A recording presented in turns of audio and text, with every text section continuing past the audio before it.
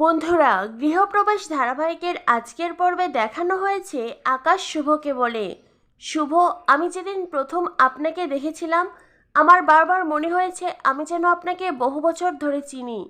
আপনার মাঝে আমি সেই সব কোয়ালিটি দেখতে পেয়েছি যা আমি আমার জীবন সঙ্গীর মধ্যে চেয়েছি। আর কেশবকে দেখার পর তো আমার বারবার নিজের ছেলেবেলার কথা মনে হয়েছে।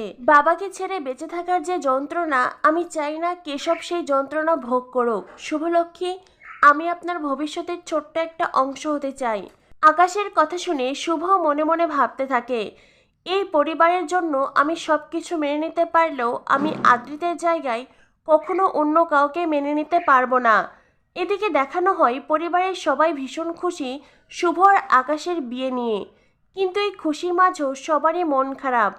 এই তো কদিন আগেই আদ্রিত আর শুভলক্ষ্মীর বিয়ে হলো, কত হাসি খুশি ছিল তারা, অথচ একটা ঝড় এসে সব কিছু ওলটপালট করে দিল। তখনই আকাশের মায়ের কল আসে, বিয়ের ডেট ফিক্সড করতে তিনি কাল আসবেন।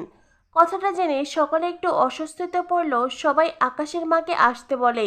এদিকে দাদার বিয়ের ডেট ফিক্সড হলেও মোহনা সেই সময় থাকতে পারবে না, কারণ মোহনা আদ্রিতকে নিয়ে নদিয়ায় যাচ্ছে আদ্রিতের চিকিৎসার জন্য।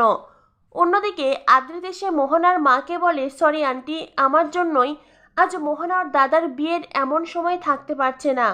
আদ্রিতের মা বলে, এইটা কোনো বিষয় নেই বাবা, বিয়ের ডেট ফিক্সড হলে তোমরা চলে এসো।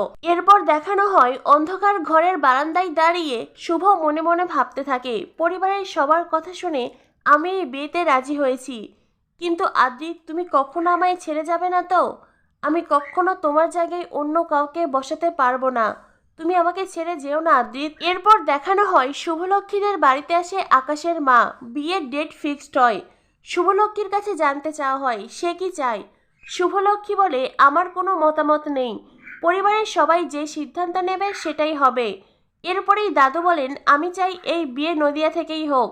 নদিয়ার কথা শুনেই শুভলক্ষ্মীর আদ্রিতের কথা মনে পড়ে। শুভ মনে মনে ভাবতে থাকে, কি অদ্ভুত, আমার আর আদ্রিতের গল্প যেখান থেকে শুরু হয়েছিল জীবন আমাকে সেখানেই টেনে নিয়ে যাচ্ছে নতুন গল্প লেখাতে। তো বন্ধুরা, কি হতে চলেছে গৃহপ্রবেশ ধারাবাহিকে পরবর্তী আপডেট পেতে আমাদের সাথেই থেকো। ধন্যবাদ সবাইকে।